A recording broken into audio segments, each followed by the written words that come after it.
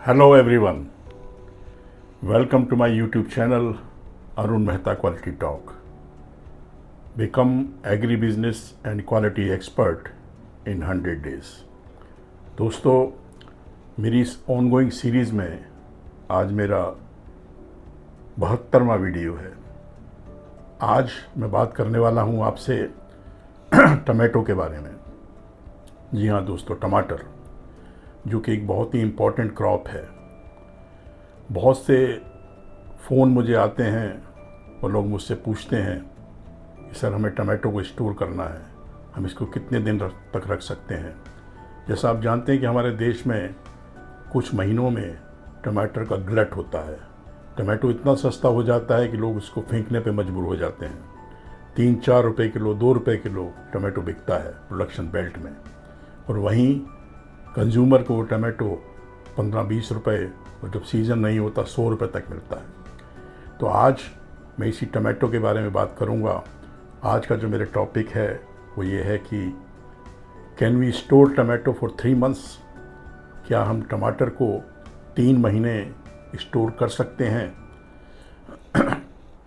दोस्तों, मेरा नाम अरुण मेहता है और आप देख रहे हैं मेरा YouTube channel Arun Mehta quality talk. दोस्तों, टमाटो का लॉन्ग टर्म स्टोरेज सिस्टम जो कि काफ़ी टेक्निकल है और उसमें इकोनॉमिकल और बायोलॉजिकल चैलेंजेस हैं, उसकी वजह से इसका जो स्टोरेज है बहुत डिफ़िकल्ट माना जाता है। तो आज मैं उन्हीं कारणों पर बात करूंगा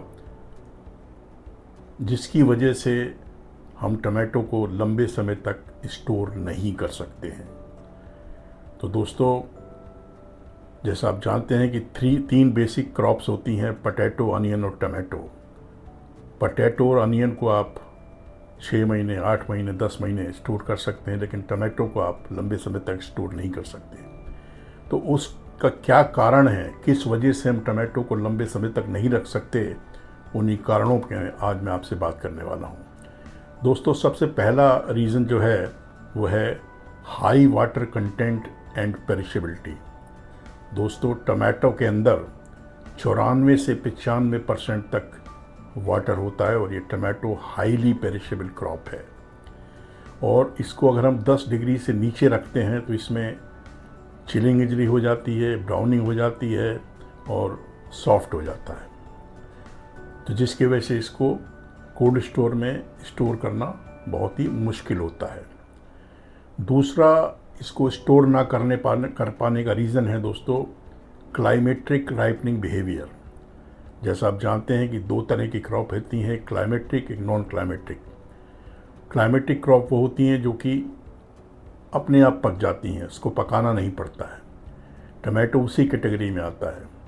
तो tomato continue to ripen after harvest के बाद एक कंटिन्यूसली राइप होता रहता है। इसकी राइपने को आप रोक नहीं सकते और इसमें काफ़ी एथिलीन गैस निकलती है, और without proper ethylene management tomato can over ripe and become soft even in storage.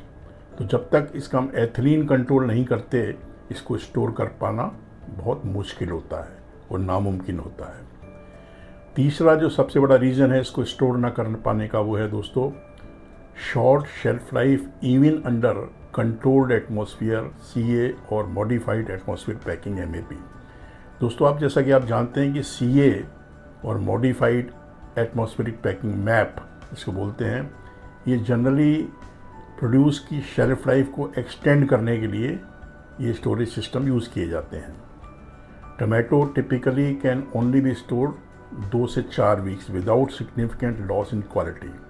लेकिन टमाटो को हम इवन इन मेथड्स को यूज़ करने के बाद भी 2 से 4 हफ्ते तक ही स्टोर कर सकते हैं। इससे ज़्यादा अगर हम स्टोर करते हैं तो उसका टेक्सचर ख़राब हो जाता है, टेस्ट ख़राब हो जाता है और उसकी क्वालिटी डिटेरियोरेट हो जाती है। चौथा रीज़न जो दोस्तों है टमाटो को लंबे समय तक ना रख पाने का वो है lack of suitable technologies for India. हमारी कंट्री में जहाँ पर काफ़ी फ्लक्चुएशन होता है प्राइस में टमाटो के, और कई बार ग्लट डेवलप हो जाता है। स्मॉल फार्मर्स के लिए सीए टेक्नोलॉजी और एमएपी टेक्नोलॉजी को डेवलप कर पाना बहुत ही कठिन होता है, क्योंकि उसमें काफ़ी कैपिटल इन्वेस्टमेंट होता है और उसके लिए काफ़ी टेक्निकल नॉलेज की ज़रूरत होती है। पांचवा रीज़न दोस्तों ये है कि प्रोसेसिंग प्रेफर्ड ओवर स्टोरेज।